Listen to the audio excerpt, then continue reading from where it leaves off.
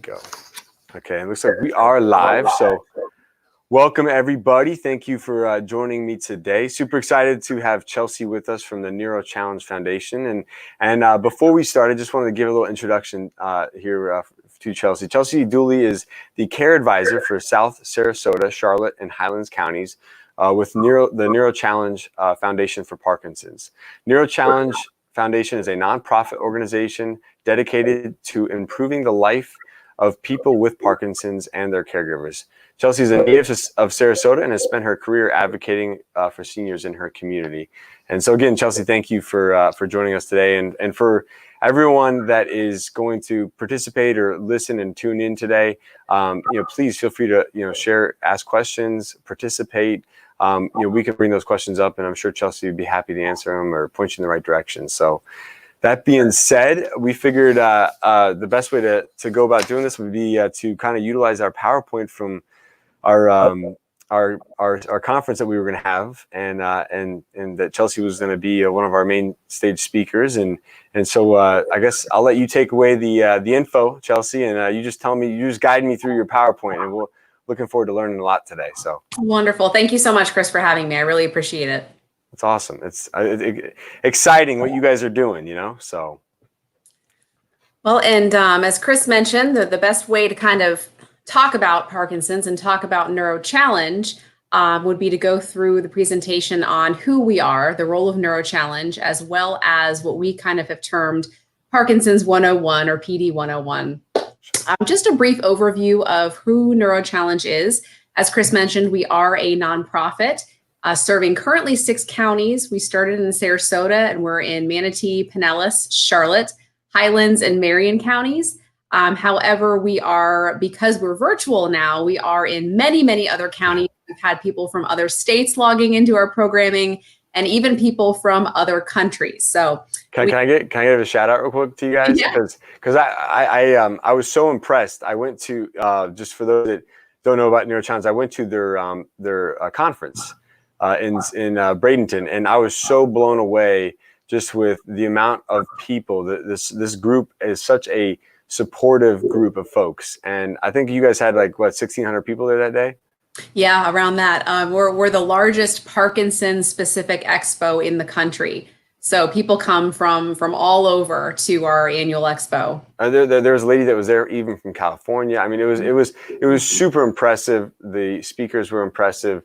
The content, the information was super impressive. So just kudos to you guys, an amazing group. And so, yeah, I didn't mean to interrupt, but I just wanted to say you guys are doing an amazing job. So thank you very much. We've been working really hard, and currently we're serving. Again, it's liable to go up from here with all of our virtual programming, but more than 2,700 people each year. All of our programming is at no charge.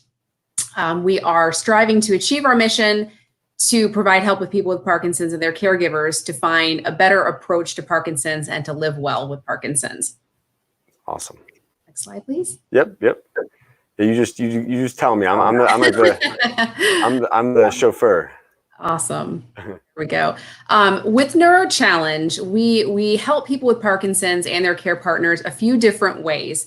There are the care advisors, which currently are myself. And then Ellen Schaller is our other care advisor, and she handles, again, it's a little different now with virtual programming, but typically she handles the Sarasota area and parts of Venice and Manatee.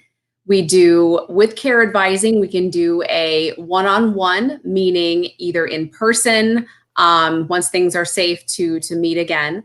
Currently, we're doing them over the phone, via email. We can do them live chatting through Zoom, through Hangouts. We're very flexible about how we do care advising. And that's really things like resource referral, talking somebody through maybe their next step, or if they're newly diagnosed. Some people have been diagnosed for a very long time and just need to ask a couple of questions about some things. So that's kind of part one of what Neuro Challenge does. The second part would be our monthly programming. Oh, sorry. Yeah. Our monthly programming, which can be educational, support, and therapeutic programming. And those are things like our local support groups. We also have therapeutic programming such as Speak Easy rather for PD, which was a Speak Out individual speech language pathologist who did the program for folks in the community of Charlotte and finished out the program virtually. We have yoga classes, dancing through Parkinson's, all kinds of different therapeutic and movement ways to assist people with Parkinson's. The third way is through our larger events, the expo that Chris mentioned, as well as our annual symposium. And we have our distinguished speaker events, which are mid-sized, typically around 100 to 200 people in each of our counties. It's awesome. It's amazing. I think when I came across your event calendar, I'm like, oh my God, how do they do this? Next slide, please. Yep. Let's see here. All right, there we go. Just a little bit about Neuro Challenge. Our vision is that all people affected by Parkinson's disease live a life full of wellness and hope for the future. We never like to use the term suffering from Parkinson's. We always talk about living well with Parkinson's. Our core values, we're committed to high standards. We are committed to operating as a unified entity. And we have, I apologize, this writing is very small on my screen. We're making a relentless effort to better understand, combat, and develop a better approach to Parkinson's disease and to serve all people. Next slide, please. Yep. I'm trying to see if I can do it without having to break to but it doesn't let me. It's all right though. We got it. Just quick about some of our goals. We're helping people access community resources that are already existing by partnering with people in the community, promoting awareness within the community to help them address emotional, financial, educational needs of people with Parkinson's and their caregivers. A lot of people don't know a lot about Parkinson's. So part of what we do, this PD 101 presentation, we've actually been doing in the individual communities quarterly. So we had one in Manatee County, one in Sarasota County, one in Pinellas County, and one in Charlotte County. So anyone newly diagnosed has access to free education about Parkinson's disease. It's awesome. It really is. I mean, it's amazing what you guys do. We're going to the next one? Yes, please. All right. All right. And this is just our contact information. All of our information is on neurochallenge.org. We have one main number, that 926-6413. You don't have to have a referral. You can call us anytime. Myself and the other care advisor are always available to assist you. And again, all of our programming is free of charge. Our virtual programming is also available for anyone who wants to log in on our website directly. Now, like for just with everything going on the virtual side, is the virtual programming side, is it something that are you doing a webinar through your is it a webinar type setup, or can people participate in it with you, or how does that work? They can, yes. All of our programming we do live, and so our programming is not recorded. We do that for our support groups, especially because we really value the security of our folks. Sure. They need to feel safe and secure to discuss things about Parkinson's, as well as our therapeutic groups like the Dancing Through Parkinson's. We have a partnership with the Sarasota Ballet. And so all of those programs are taking place live. So we do have over 40 programs currently that can go onto our website. We also send out a email weekly with all of our upcoming programming for that week. It is a Zoom platform, so people can access it through a computer. They can also access it through a smartphone or tablet if they have one of those. And some folks who don't have that or aren't comfortable using the computer, there's always a phone number that you can call into, especially for the support groups where you're not watching a tutorial. People are certainly welcome to participate that way as well. That's awesome. Amazing stuff. Next slide. Yeah. All right. Boom. All right, so that was a little bit about Neuro Challenge, and I'm going to talk now about what really is Parkinson's disease. A lot of people know, that Michael J. Fox has Parkinson's, and they know that it causes tremors. But there's a lot about Parkinson's disease that people don't know, or they assume that may or may not be true.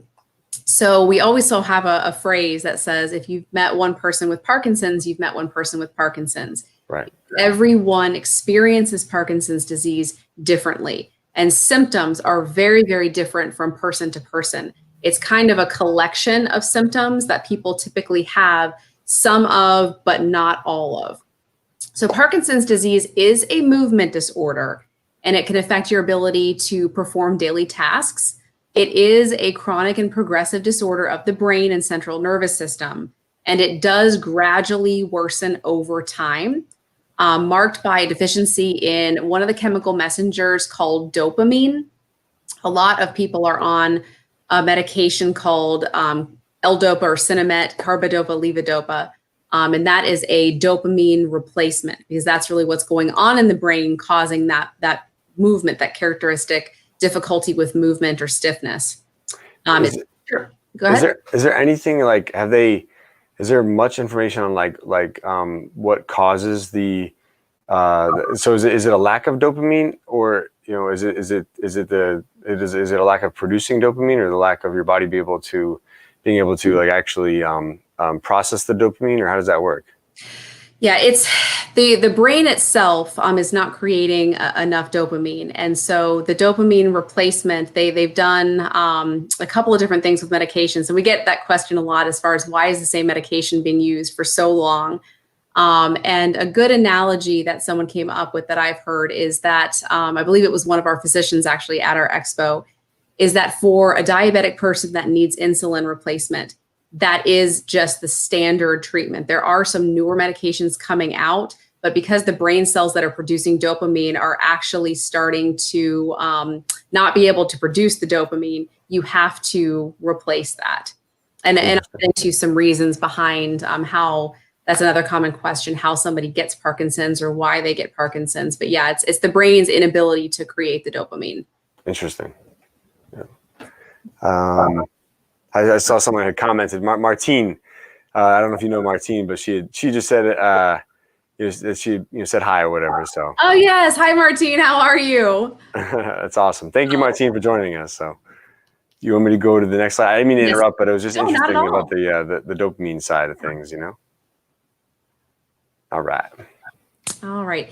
The 10 early warning signs of Parkinson's, these are kind of interesting because a lot of them are very common to experience with many different types of diagnoses, which is why oftentimes somebody will say, I was diagnosed last year, but looking at all of the signs and symptoms, I feel like I've had this for 7, 8, 9 years. A lot of them you can attribute to other things, and so you don't necessarily know that it's Parkinson's. Tremor is the most common. But again, because not everyone experiences tremors, it can often be missed. Small handwriting with Parkinson's, things tend to get smaller, like our handwriting, like our voice.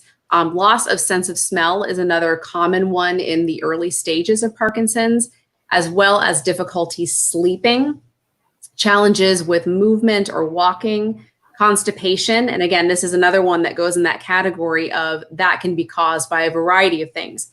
Aging in and of itself, taking different medications, and many other types of diseases and diagnoses can cause constipation. So this one is one that's often missed. A soft or low voice, again, everything tends to get smaller.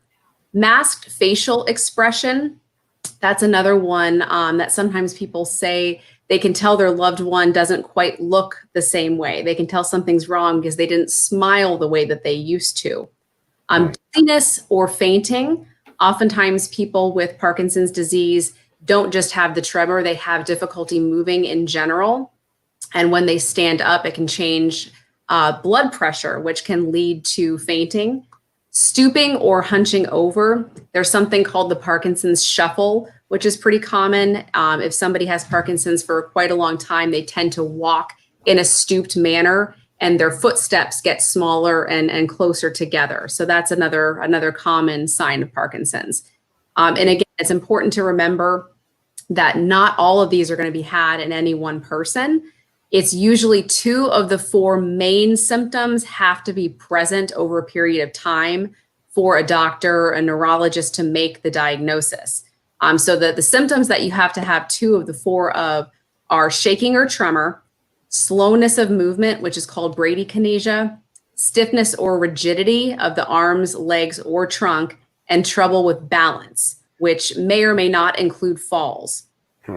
2 of the 4 of those you have to have, but you may have lots of the other symptoms and not others. So now, just out of curiosity, when it comes to that, is it something where is it just like is there an actual formal test to is the brain scan is there a formal way to actually really know 100% for sure if it's Parkinson's, or is it primarily going to be based on kind of observation testing?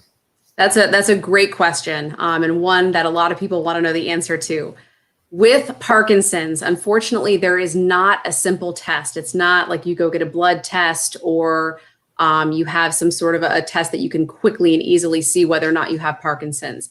There is a brain scan that people can get. What that is doing is showing how much dopamine is actually in the brain. So it's still not able to definitively say, yes, this is a Parkinson's diagnosis, but they're able to see whether or not the brain is creating and producing the appropriate amount of dopamine. And so that, in accordance with a neurologist usually watching somebody move and walk, they're very well trained to be able to take a look at somebody, and they will rule out other movement disorders. And by just simply watching how somebody is able to move, they're able to make that diagnosis. That's great. I'm gonna. You want to go to the next slide? Yes, please. Okay. So I was going to try something too real quick while we're doing this. I mean, the information is fantastic, and I hate to keep going back and forth with the screen. So I was going to take my thumbnail off and then allow you to be able to share, and then I'm still going to be able to talk to you. Okay. But you can, this way while we're sharing, you'll be able to go through it smoothly. So okay.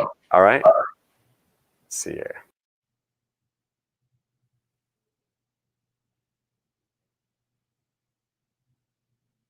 All right. So at this point, I should go to screen share, or you're. I mean, you're good. You can go ahead and share. Yep. So. Okay. On my end, everything's set up, so you can go ahead and share about this slide. Oh, I'm sorry. I thought you wanted me to screen share on. No, you're good. I was just saying, I might disappear as a thumbnail because I'm. Gotcha. Okay. I'm coming off the live stream, so just in case, I just didn't want you to think. I didn't know if I did that, if I was going to disappear or not. But if I did, Gotcha. I didn't want you to think I left you. Yes, we're all learning to be a little bit more flexible with this new online platform. Exactly. Yes. Thank you for that. All right. With the motor symptoms of Parkinson's, again, some of the ones are ones that people are familiar with. The tremoring, again, is the most common symptom that people are familiar with. The slowness of movement, the rigidity or stiffness, impaired balance and postural instability, difficulty moving, episodes of what they call freezing, which is where somebody, oftentimes they'll get what they call stuck in a doorway.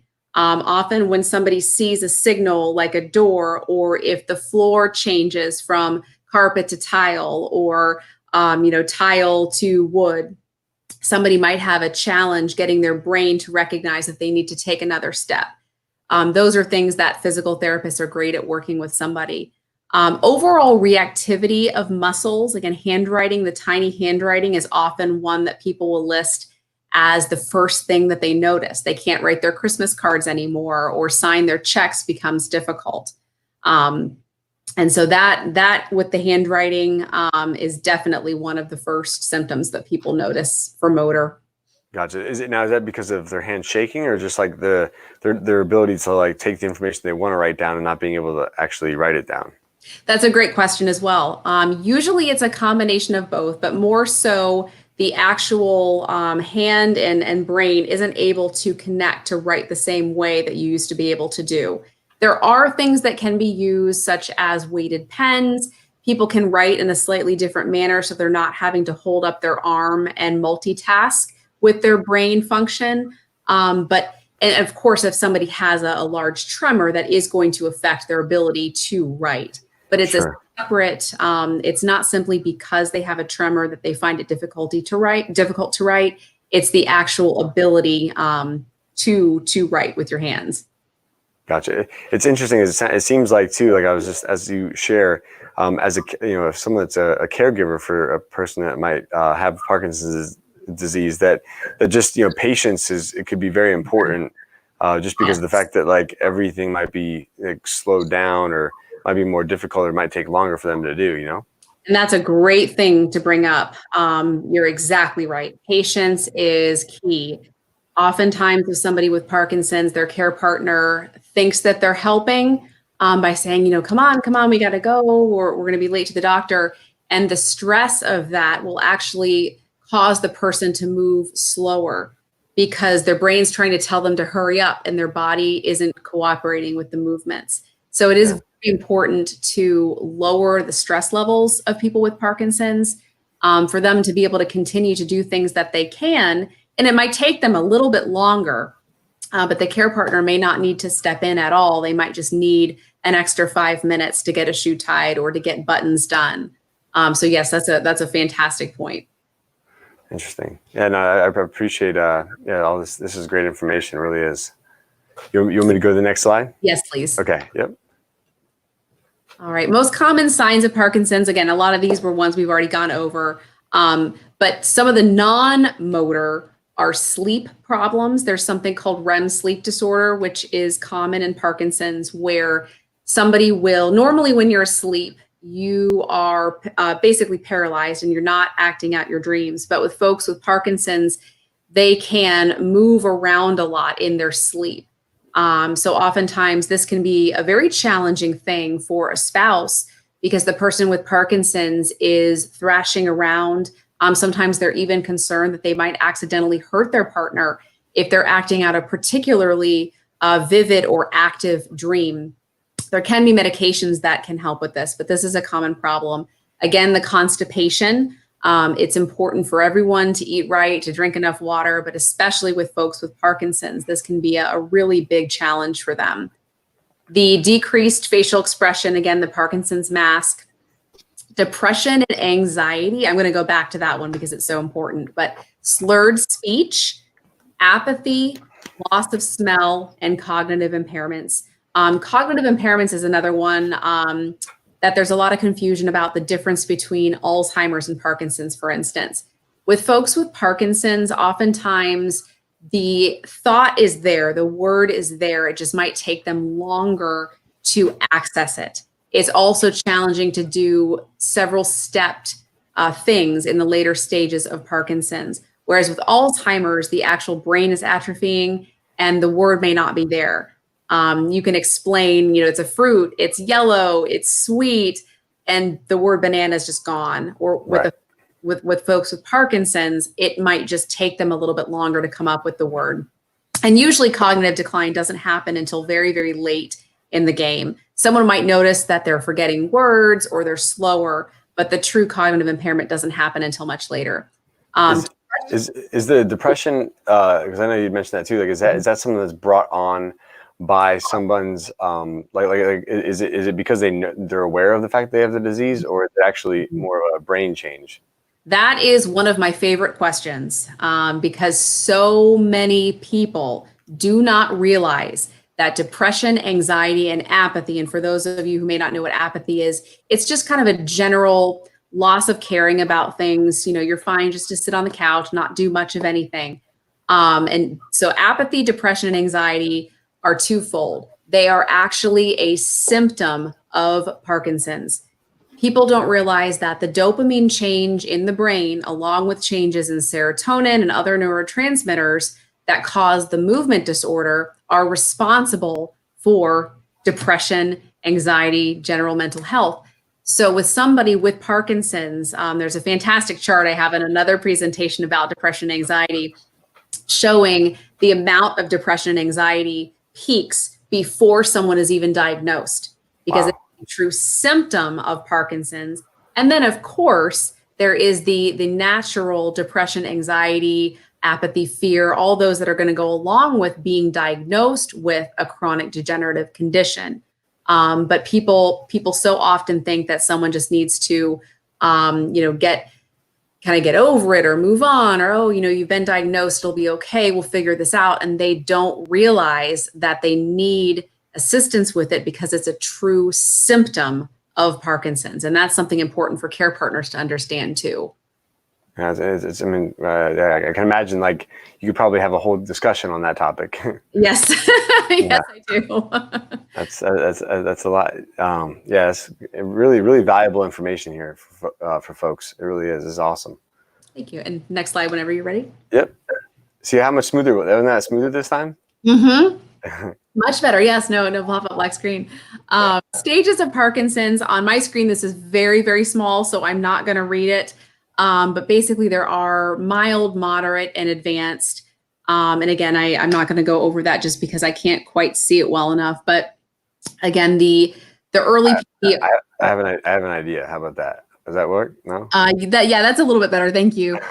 At least I can see the part on the left. I'll just kind of define. A mild would be movement symptoms, can be inconvenient, but they don't typically affect your activities of daily living. So it may take you longer to get in and out of the car, may take you longer to get ready. You may have tremors, but you can still do all the things that you did before.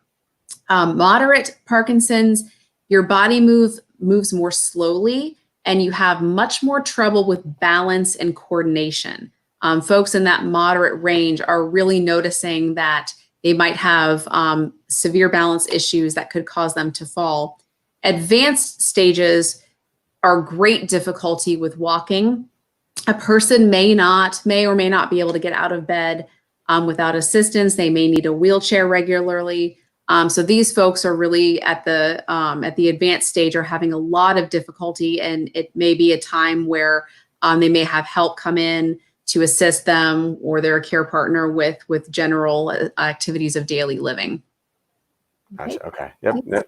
Next slide here. We'll go back to boom. Okay. All right. So going back to kind of who has Parkinson's disease and ways to diagnose. There are up to 1.5 million people are currently living with Parkinson's disease in the US.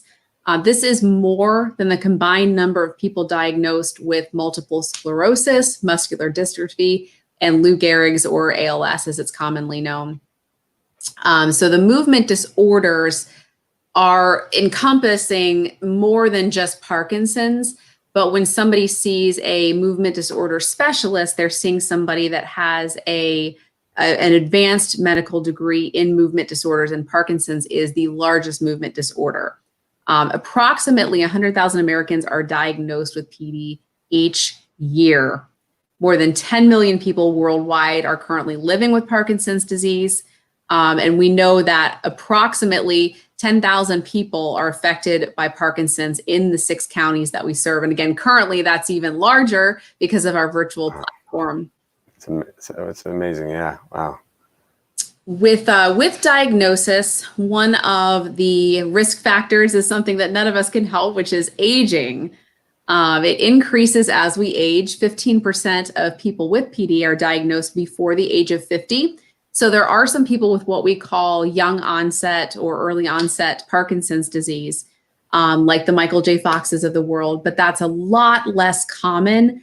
The average age is 62 years old. And certainly we have people much older than that who are getting diagnosed for the first time. We have noticed that, both men and women, we get this question a lot, and we are updating with all of the new studies that are out. But there are some saying that the prevalence of men and women are a lot closer than we actually think, even though for the most part, it tends to be more men that do get it. Wow. Is the Alzheimer's Association is a pretty large national organization, and I know you guys are extremely large in what you do too. But is there as much of a national push for Parkinson's compared to Alzheimer's, or is this one of those things that almost can go misdiagnosed at times, or? That's a great question. It's kind of twofold. As far as the organizational support, there are fantastic national organizations for Parkinson's. Parkinson's Foundation.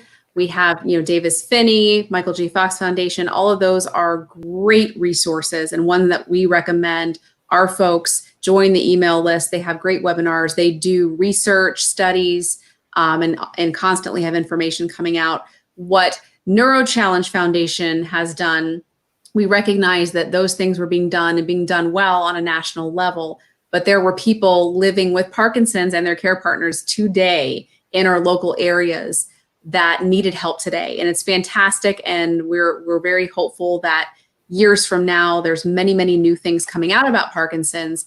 But what we strive to do is assist those people who already are diagnosed with Parkinson's and help them live to their fullest as a Parkinson's fighter. So we're a local organization, but yes, there is a national following, national organizations like the Fox Foundation, Parkinson Foundation. Well, I mean, I think you guys make such a large impact. I just thought too, like, you know, it's nice to have national recognition about the disease itself, just to at least provide, you know, people with the awareness of it. But at the same time, like, you know, what you guys do in the boots on the ground and the local, the immediate impact you guys have is you can't even put money on that. The value that this is to our community is much greater than that. Even sometimes like the Alzheimer's Association, you know, just because you guys are so interconnected, interlaced throughout this community, you know? Well, thank you. Yeah, that's awesome. Thank you. Next slide. Yes, please. All right. Going back to kind of another question you had asked as far as causing Parkinson's disease, this is another one, second to is it diagnosed and what tests are used. People frequently want to know, why did I get Parkinson's, or why did my loved one get Parkinson's? Most of the time, the reasons are not known. There are some genetic causes, but they're only about 10% of all cases that they can trace to a genetic component. Most of them are environmental. We know things like folks who were in the service, exposed to Agent Orange or other pesticides. Those are known environmental factors that can lead to a Parkinson's diagnosis. Not all people exposed to Agent Orange or pesticides or things of that nature are going to get Parkinson's, but it's a factor that we know is one of the causes for people. Gotcha. Certainly, age is a risk factor. Again, one that we can't really control. Right. But that is definitely a risk factor. But most of them are idiopathic, which again, just a fancy word for meaning that they really don't know what the cause is. Gotcha. Next slide, please. See, I'm on top of it now. Yeah, you're doing really well. Thank you. So if someone's diagnosed with PD, they kind of go, well, now what do I do? I know that I have it. Typically, they're diagnosed by a neurologist or movement disorder specialist neurologist. And actually, that's one of the things to note once you're diagnosed. If you're not already seeing a movement disorder specialist, that would be the person that we would recommend you see. They're a neurologist with an additional 2 years training in movement disorders. And is movement disorders, like, is it much broader than just Parkinson's disease? Parkinson's is the largest diagnosis under that umbrella. There are other things like multiple sclerosis, ALS, but Parkinson's is going to be the largest one. Okay. And again, the writing on this is so small with the screen sharing.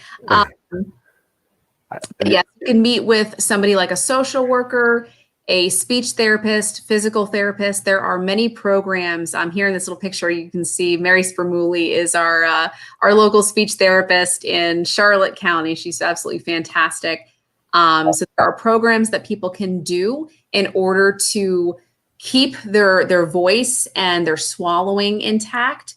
There are things people can do physically as far as doing programs like LSVT Big, which is the movement program, helping them to actually rewire their brain by practicing over and over large movements. Parkinson's makes everything small. Right.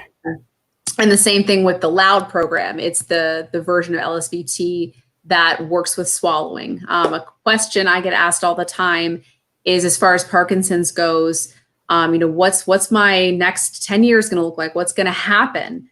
And we tell people that they have a lot of control over what's going to happen, because with doing things like going into speech therapy, going into physical therapy, ideally before someone even really thinks that they might have a problem, because they're all muscles and they can work on those muscles.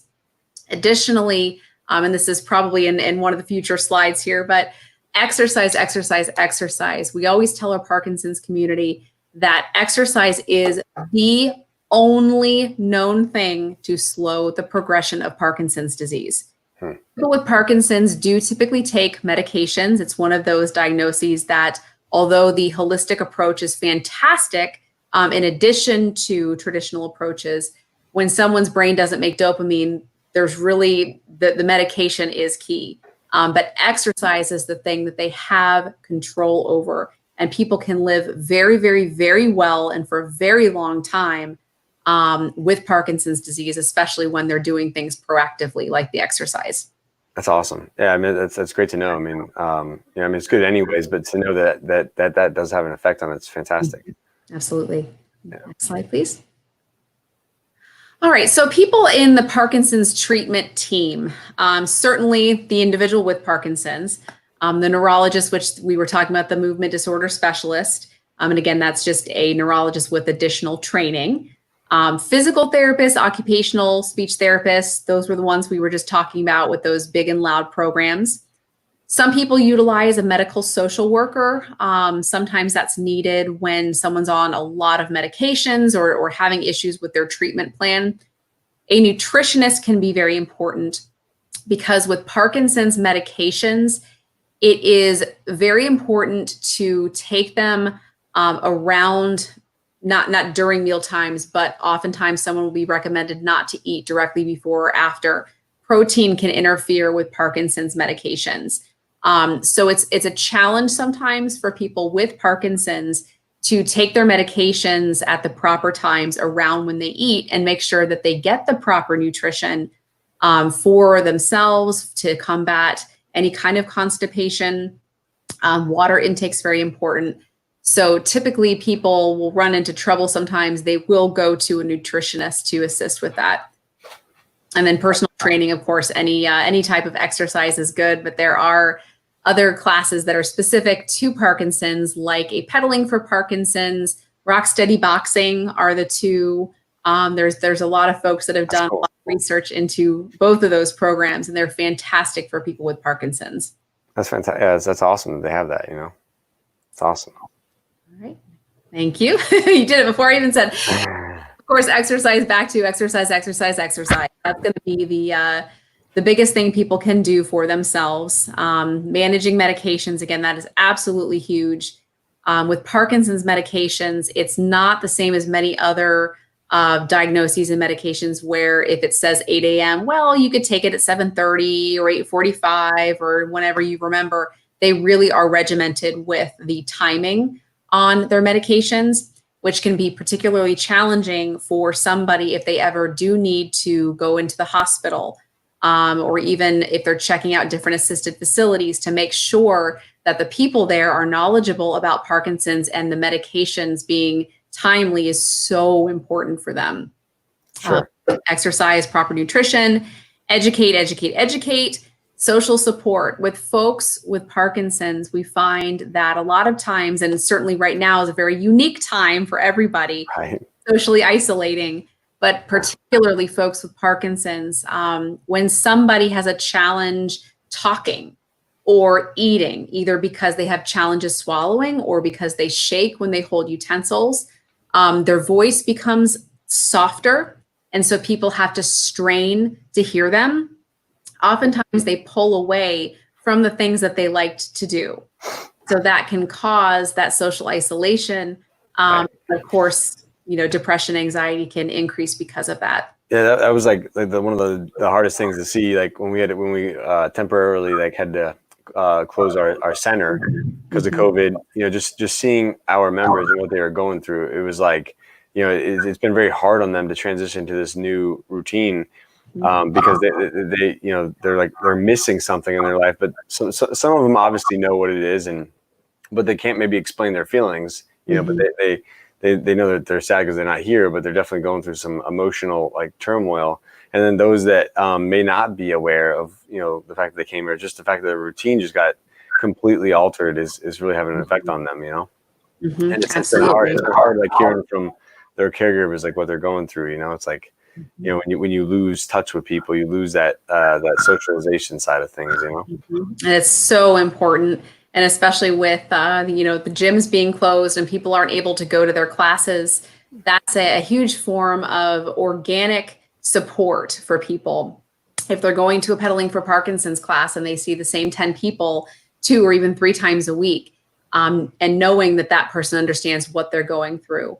that Sure. is the way that they receive support. So having to completely change that and change the way you do things is particularly hard. Yeah.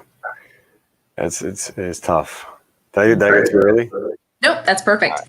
Talking just a little bit about medications. There are, again, medications that typically Parkinson's folks will take to, because of the dopamine response. They will take what's called Sinemet, or sometimes they take one that's more of an extended release. They're prescribed by a physician to manage their symptoms. The goal of medication is to restore the brain concentrations of dopamine. So this is kind of what we were talking about earlier, to near normal levels. But with Parkinson's folks, they do experience what they call off and on periods. And that is oftentimes where somebody can tell that their medication is due. They can tell because they oftentimes will start tremoring more. They might feel their freezing coming on. They may feel stiffness. They may not quite feel as sharp. So that is what's called an off period. And with people with Parkinson's, oftentimes they're recommended to, if they're going to plan, again, right now is a little bit different, but Right. if they're going to plan lunch with friends or going out to a function, that oftentimes they'll plan it around when they know that they're going to have an on period. And with the progression of Parkinson's, in the beginning, the off and on is kind of like a little wave like this with a straight line across. But as it goes on, it kind of goes up and down, up and down. So the off periods are a little bit more dramatic. They also, with depression and anxiety, because the dopamine level in the brain has dropped dramatically and they're ready for their next dose, it can cause a feeling of anxiety and depression. And that's in that NOS, not otherwise specified category, because it's not classic depression and anxiety. They actually feel anxious because they're ready for their next dose of medication. Gotcha. Timing is very important. Individualized evaluations for treatment, because each person is unique. And so even though most people take a similar medication, the amount, the diagnosis, the addition of other medications that might be indicated is unique for each person. Yeah, gotcha. It's interesting in our assisted living facility. Like it was so critical. I mean, I remember that was like, okay, we have a 2-hour window typically with medication, but that one's like, nope. If it says 3, it's 3. So yes. yeah. Something we always say in our support groups is, we totally understand people have, a watch that goes off, or if their spouse is the one with the medications, the spouse comes in and does the medications. We never, ever want somebody to wait. So right. That's something we're very, very understanding of. And for people getting up, walking around, we're kind of an anything goes as far as that. Sure. Absolutely. Then we go to here we go. Yes. Okay. And again, just exercise, exercise, exercise. We can't really say it enough. During our symposium, we had one of our physicians that was presenting, Dr. Sutherland, actually had a slide that said exercise is medicine. Because again, it's not just important because it's important for everybody to live a healthy lifestyle, but exercise truly is the only known thing to slow the progression of Parkinson's. And people who exercise experience significant changes in how they feel, how they move. It's just so important. We can't say it enough. So is that because, like, in a sense, like your body's like you're causing it to produce a higher level of dopamine? I mean, is that? Yes, it does. It does produce the actual chemicals in the brain. It can make you feel better. The endorphins that it produces in and of itself. It doesn't make somebody who needs the medication not need it. It's not an instead of, it's an addition to. Gotcha. With folks with Parkinson's, they experience that stiffness and that balance and gait problem, and exercise really can help with that. I have one gentleman who started doing the pedaling class and was able to safely, under his doctor's orders, not use a cane any longer, because the movement in his body, the usage of the pedaling, he was able to move so much better, and his gait and his balance dramatically improved. It's awesome. Yeah, that's fantastic.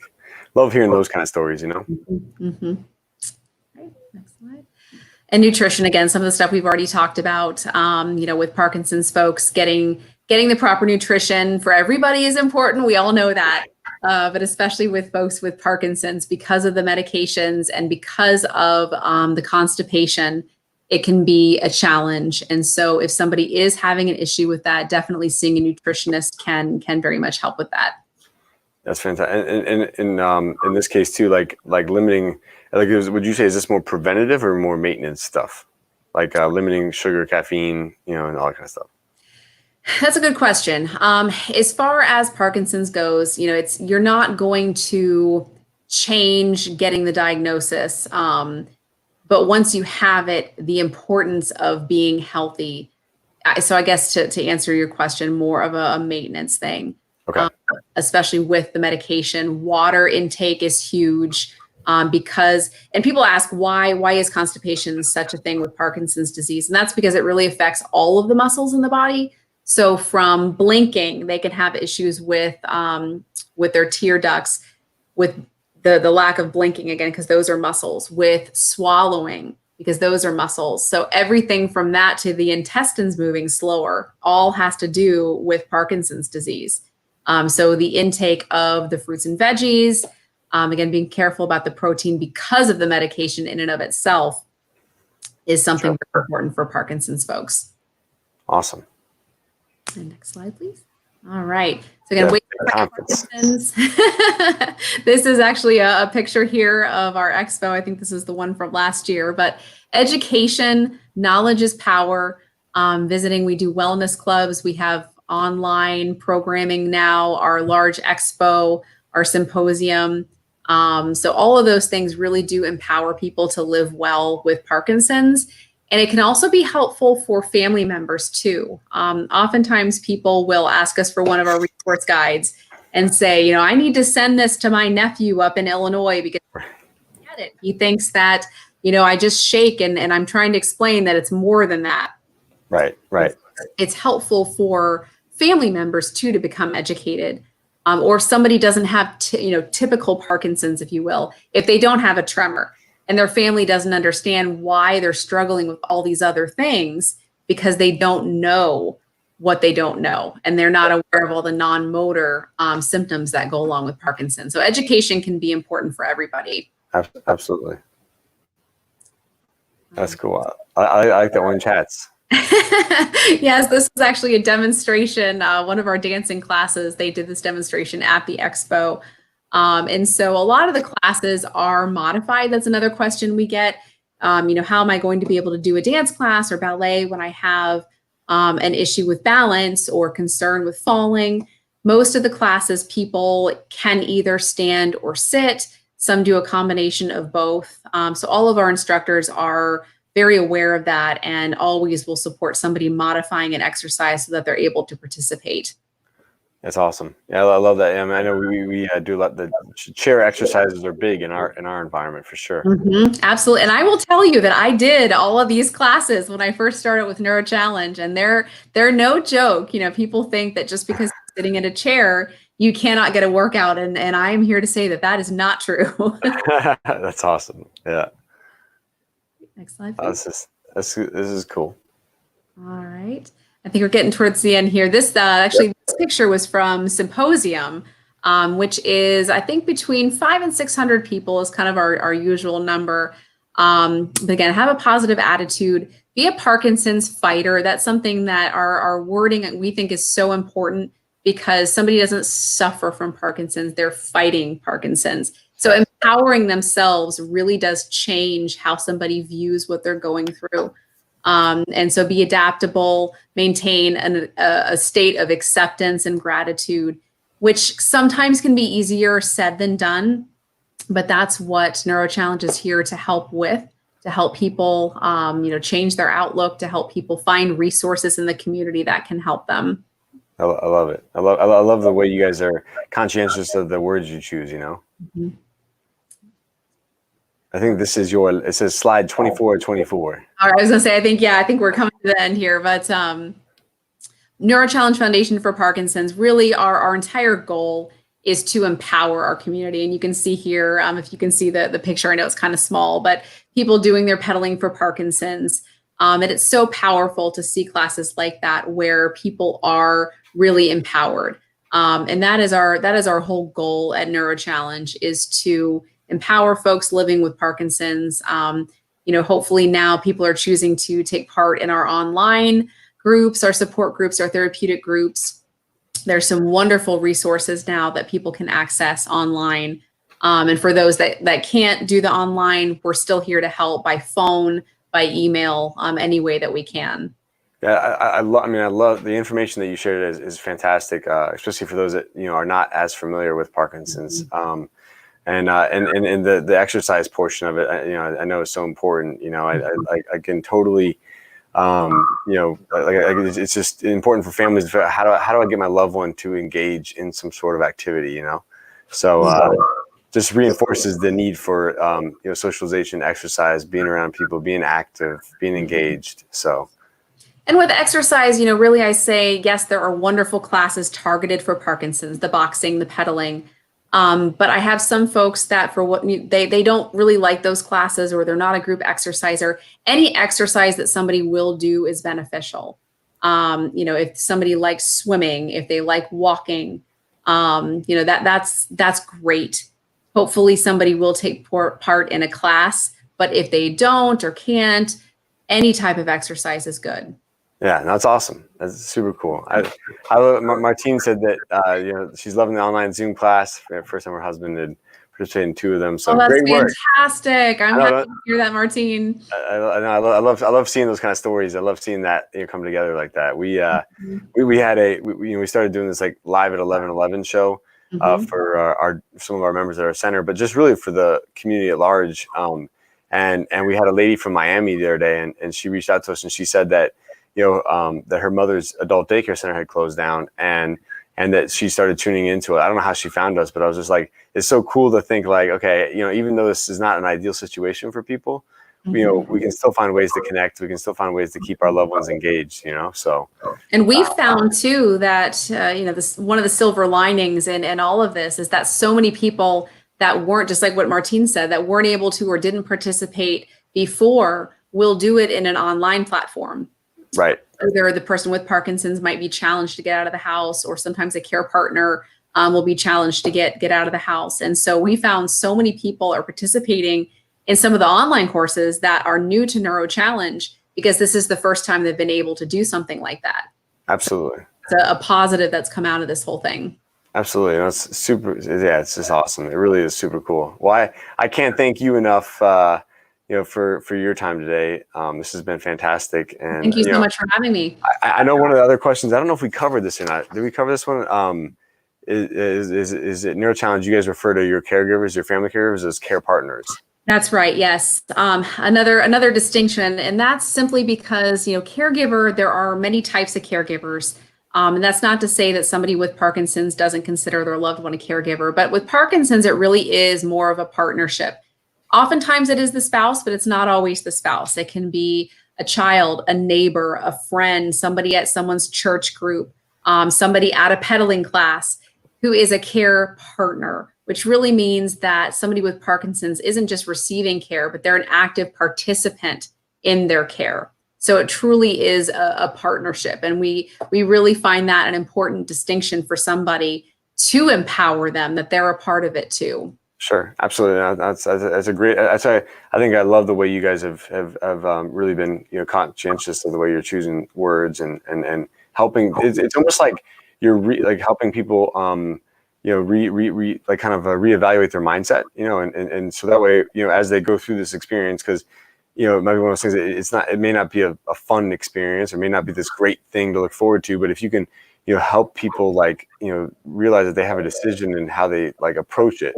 And by taking that positive approach, it really does help maybe change their mindset and approach it in a more positive light instead of letting it get them down, So great stuff. Well, what's the best way for people to get involved, to reach out to you, to plug in, whether they need those services or whether they just need more information or need to be connected to those resources? What's the best way for people to reach out to you guys? You can visit our website at neurochallenge.org. We have all of our information on there as far as our virtual programming goes. If you sign up to receive our emails, we do send out all of our information weekly on what's coming up. But you'll be able to find all of our expo presentations from past speakers on there. And then again, information on the care advising. You can either call the main number, which is 941-926-6413. And that is our main number there. Oh, thank you. There you go. Yeah, boom. See? Yeah, so neurochallenge.org or the number, the 941-926-6413. If I wasn't paying attention, it was because I was doing that. So that would be the best way to get in touch with us with any questions you might have. Either myself or my fellow care advisor can get back with you. That's awesome. It really is great information. Love what you guys do for the community. Seriously, you guys are such an asset to Southwest Florida. Really, Southwest Florida is lucky to have such a valuable resource here. So super grateful for all you guys are doing, and especially even navigating everything with going to all these live events, and then having to make a massive shift to this virtual platform. So yes, we've been very lucky that we've had a program director who's driven the virtual programming. We're very grateful for her, and we are incredibly grateful to all of our very generous donors who assisted during this past 24-hour giving challenge. All of our programming, again, is completely free of charge for anyone to participate. So we would not be able to do that without the generosity of our donors and funders who believe in our mission and what we do. It's awesome. It's so wonderful. Well, thank you to everyone who joined us today with Chelsea. I hope you guys got some value out of this. Thank you again for everything, for sharing this information. Thank you for everyone for tuning in. You guys have a wonderful rest of your day, a great week, and stay safe, stay happy, and stay healthy. See you soon.